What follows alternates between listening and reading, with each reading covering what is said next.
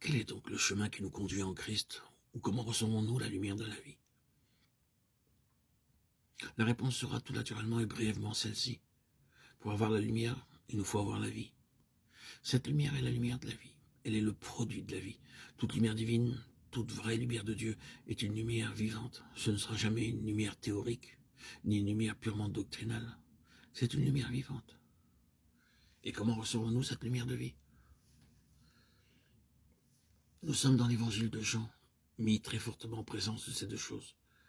Christ en nous, et nous en Christ. Le Seigneur nous a donné pour nous faire comprendre cela une illustration magnifique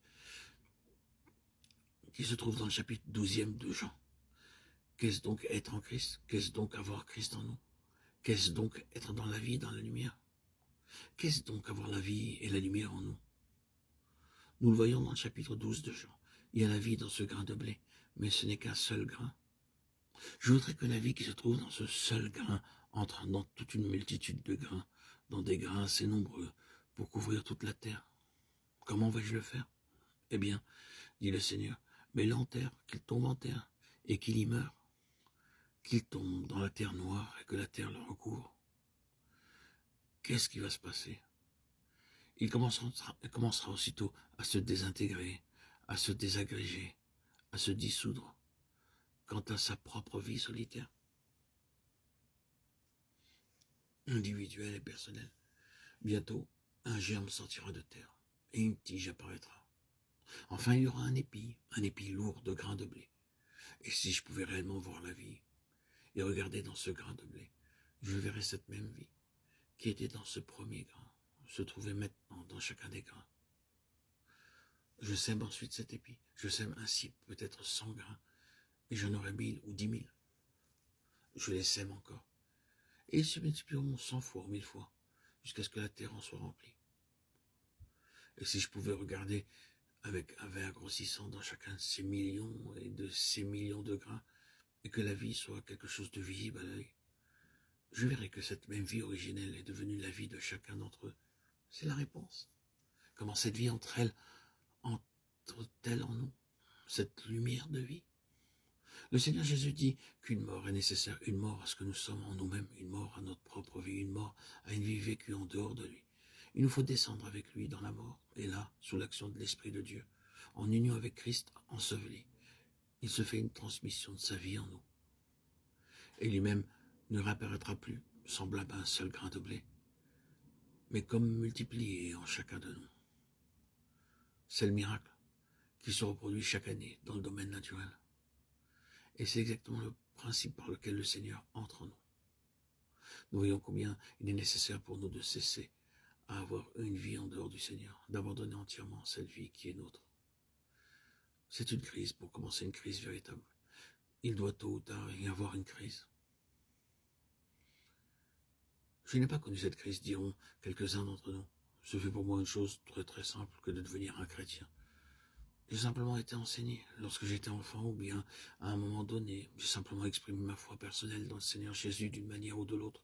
Et à partir de ce moment-là, j'ai appartenu au Seigneur. Je suis un chrétien. S'il en est ainsi, votre chemin est-il comme une lumière brillante dont l'éclat augmente de plus en plus jusqu'au jour parfait? Avancez-vous dans la plénitude grandissante de la révélation du Seigneur Jésus? Oui. Avez-vous un ciel ouvert?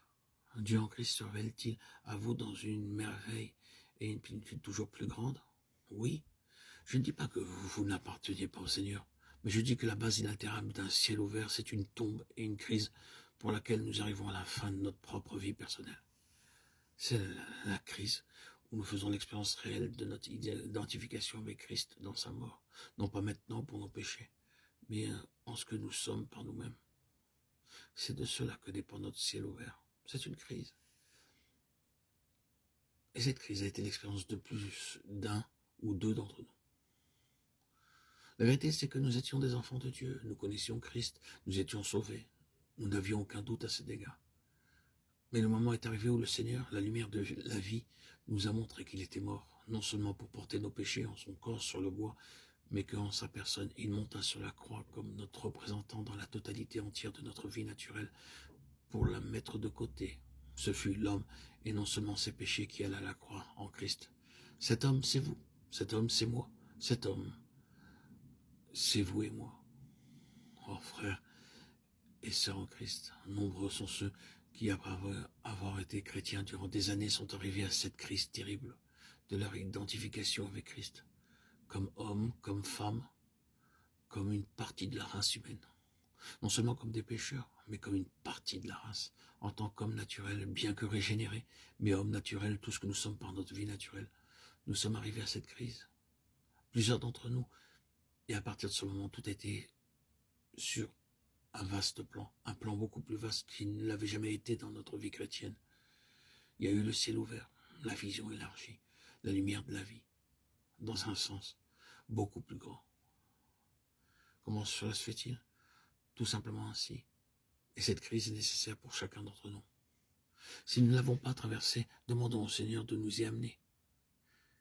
Mais remarquons-le bien, si nous voulons réellement que la croix agisse dans notre vie, nous demandons quelque chose, nous demandons une expérience de réelle détresse, car comme nous venons de le dire, cet homme naturel meurt difficilement, il se raccroche avec ténacité, il n'aime pas être mis de côté. Regardons le grain de blé lorsqu'il est tombé en terre, voyons ce qui lui arrive. Pensons-nous que ce soit plaisant? Qu'est-ce qui se passe? Il perd sa propre identité, personne ne peut le reconnaître. Sortons-le et considérons-le. Est-ce bien là le joli petit grain de blé que j'avais mis en terre? Quelle chose vilaine il est devenu. Il a perdu toute sa propre identité. Il a perdu sa propre cohésion. Il est en train de se désagréger. Que c'est affreux. Oui, c'est là ce que fait la mort. Cette mort de Christ, à mesure qu'elle s'accomplit en nous, brise notre propre vie naturelle. Elle la désintègre. Elle la désagrège. Elle en enlève toute la beauté. Nous commençons à découvrir que, somme toute, il n'y a en nous rien que corruption. C'est la vérité.